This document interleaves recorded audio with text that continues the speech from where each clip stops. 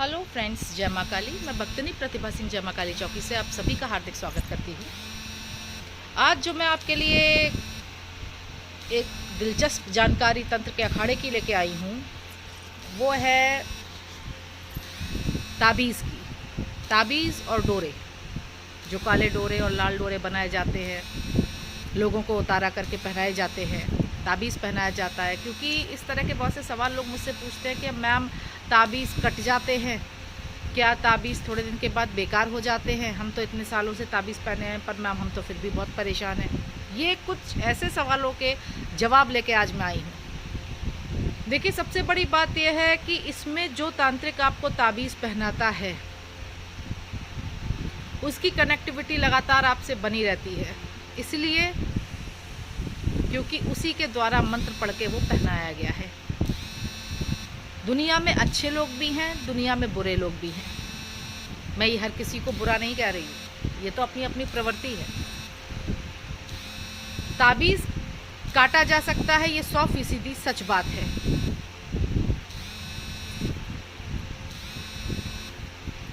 क्योंकि अगर किसी नए जानकार ने इस ताबीज़ को बना दिया है, जो ज़्यादा जानकार नहीं है, तो उसका ताबीज़ आराम से काटा जा सकता है।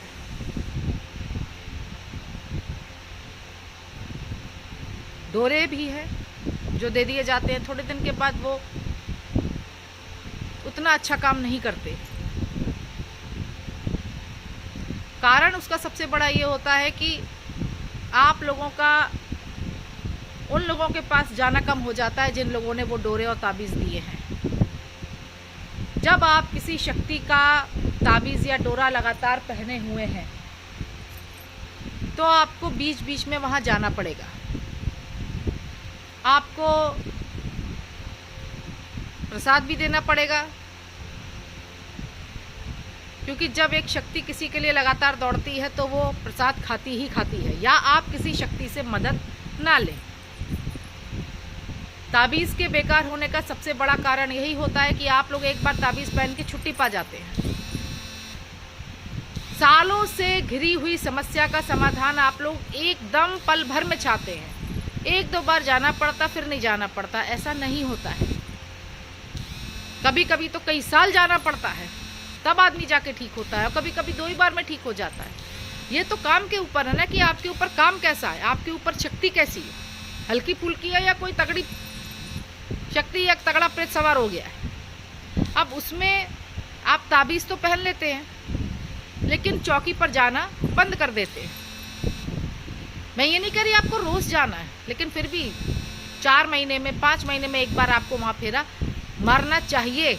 जहाँ से आपको आराम मिला, जहाँ से आपको राहत मिली, आप वहाँ जाइए, वहाँ जाके प्रसाद चढ़ाइए, जो भी विधिवत वो लेते हैं उनको दीजिए। तंत्र के अखाड़े से मदद लेने का मतलब है आपको शक्तियों को देना ही देना है। आप बगैर दिए नहीं रह सकते। ये बात तो कहने की बेकारी है कि कोई भी शक्ति कुछ नहीं लेती, ऐसे ही काम हो जाए, ऐसा कुछ नहीं है। ऐसा कुछ नहीं है। हम लोग जो सवारियां हैं, हम लोग भी अपना देते हैं। जो करते हैं लोगों का, उनका तो करते ही करते हैं, हम अपना भी करते हैं।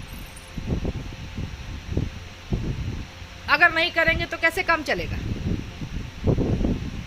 आप लोग ताबीज़ ले लिया, एक चौकी पे 1 बार गए, दूसरी चौकी पे 2 बार गए, वहाँ नहीं हुआ, अरे वो तो बहुत दूर है, फिर कहीं और चले गए।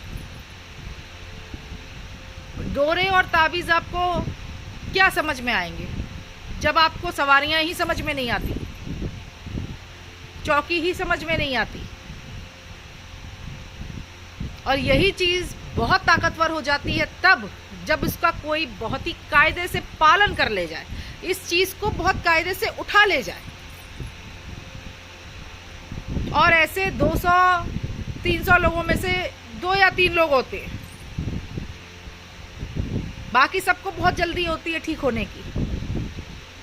और इतना आसान नहीं होता। अगर आपको किसी प्रेत ने गिरफ्त में ले लिया है, किसी जिन्नात ने गिरफ्त में ले लिया है, आप पजेस्ट हो चुके हैं, आपके ऊपर कोई शक्ति है, हवा है, बाधा है, जो भी है, उसको उतारना इतना आसान नहीं होता है, समय लगता है। और सबसे बड़ी बात, शक्तियों को आपको देना ही पड़ेगा। आप दिए बगैर नहीं रह सकते। आप दवा लेने जाते हैं, दवा डॉक्टर फ्री में दे देता है, जबकि दवा में तो कुछ ऐसा है भी नहीं, गोलियां हैं बनाई हुई हैं। ये तो शक्तियां हैं, शरीर पर आती हैं, खाती हैं, जाती हैं।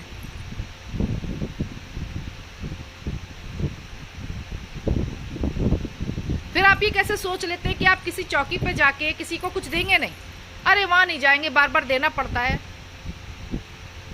बीपी की गोली खाते हैं, ब्लड प्रेशर की गोली खाते हैं, खरीदते ही तो है, दुकानदार आपको फ्री में तो दे नहीं देता। दवा भी तो खाते हैं आप। दुआ चलो फ्री में पढ़ दी जाए, दुआ फ्री में पढ़ दी जाए। दुआ क्या है जो फ्री में पढ़ दी जाए? मतलब समझते हैं आप? दुआ लगती कैसे है? ये फकीर दुआ पढ़ता है, ठीक है, उसने अपनी तरफ से अच्छा काम किया। आपका कर्तव्य नहीं बनता कि आप उस फकीर को कुछ दें? बनता है। यहां आपकी सबसे बड़ी मिस्टेक होती है, बहुत बड़ी मिस्टेक होती है। जब आपका दिल ही नहीं किसी शक्ति को देने के लिए कि मां पहले हमारा काम हो जाए, हम उसके बाद देंगे, पहले ये हो जाए। अरे, और तो जो शक्ति भेजी जा रही है वो क्या, वो बगैर खाए पिए चली जाएगी? अरे बाद में चढ़ावा चढ़ाना, सिंगार चलाना, पहले कुछ भोग तो दो। इतनी ताकतवर चीजें होती हैं, आप लोग समझते नहीं है। फिर आप लोगों को ये लगता है हमारा ताबीज काम करना बंद कर गया, हमारा डोरा काम करना बंद कर गया। क्यों नहीं कर जाएगा? जिसने दिया है, आपने देना बंद कर दिया, शक्तियों को देना बंद कर दिया, सवारियों को देना बंद कर दिया, वो तो अपनी शक्ति को वापस बुला ही लेंगे ना। जो कनेक्टिविटी उसने आप लोगों से जोड़ी है, वो कनेक्टिविटी जहाँ टूटी, आप बगैर कवच के खड़े हुए, आप पीछे बिल्कुल जाके वहीं खड़े हो जाएंगे जहां से आपकी शुरुआत हुई थी। किसी भी चीज का आध्यात्म के अखाड़े में कोई दोष नहीं होता। दोष सबसे बड़ा यहाँ पर इस चीज का होता है कि हम मदद तो हर चीज की लेना चाहते हैं, लेकिन करने को तैयार नहीं होते। अच्छे होटल में जाके खाना खा लेंगे, बढ़िया बढ़िया बुटीक में जाके कपड़े पहन लेंगे, इच्छाएं और ख्वाहिशों का अंत तो होता ही नहीं है। लेकिन अगर कोई साधारण इंसान बैठ के दुआ पढ़ के आपको अच्छी नींद सुला रहा है, तो आप उसको अच्छा फल, अच्छा कपड़ा, अच्छा वस्त्र, अच्छा चढ़ावा नहीं दे सकते। वो काम हो जाए तब। तो गलती किसकी है?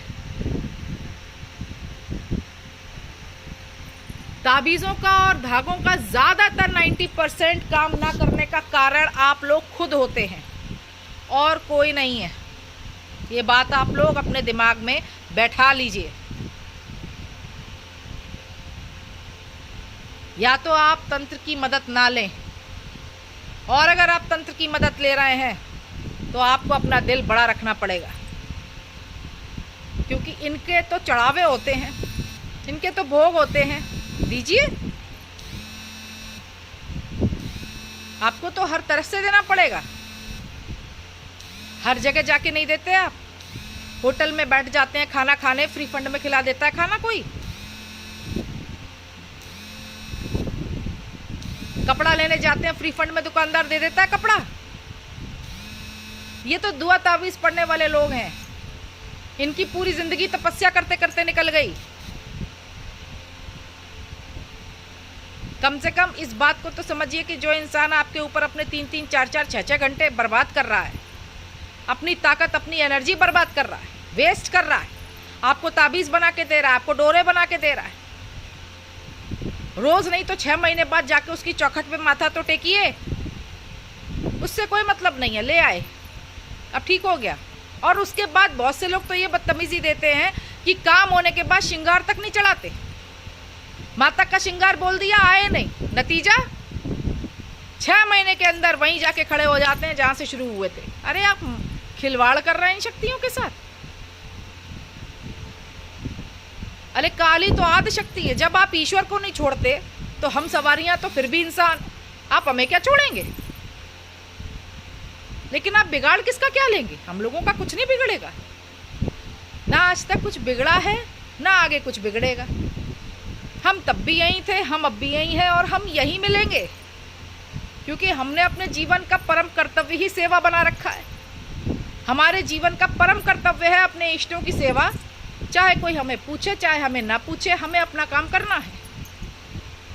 वो खुद देखेंगी कि उनके बच्चे जो उनकी सेवा कर रहे हैं वो हमारी नैया, हमारा बेड़ा खुद ही पार लगाएंगी। लेकिन यहाँ पर सबसे बड़ी मिस्टेक आप लोगों की होती है कि आप लोग हर तरह की मदद तो लेते हैं, लेकिन उस अखाड़े के नियम कायदे कानून को मानने की आप लोगों के अंदर ना मानने की इतनी बुरी आदत होती है जिसकी तो कुछ बात ही नहीं है। ज़्यादातर लोग ये बदतमीजियाँ देते हैं, सिंगार नहीं देंगे, काम हो गया आना बंद कर देंगे, नतीजा थोड़े दिन के बाद फिर भागो, या तो उसी चौकी पे भागो या किसी और चौकी पे भागो। डोरा और ताबीज़ के बेकार होने का सबसे बड़ा कारण ही ये है।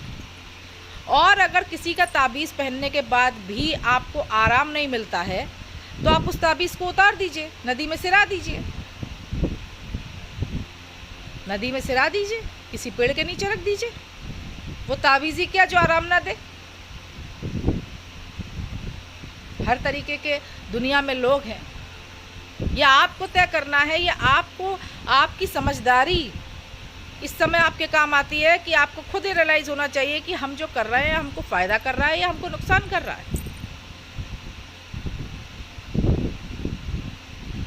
खास सूरत से डोरे और ताबीज़,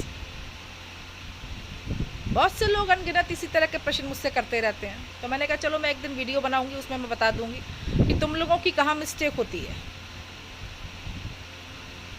इसी तरह की जानकारियाँ लेके मैं आपके लिए आती रहूँगी। मैं भक्तिनी प्रतिभा सिंह, जय माँ काली चौक से। जय माँ काली।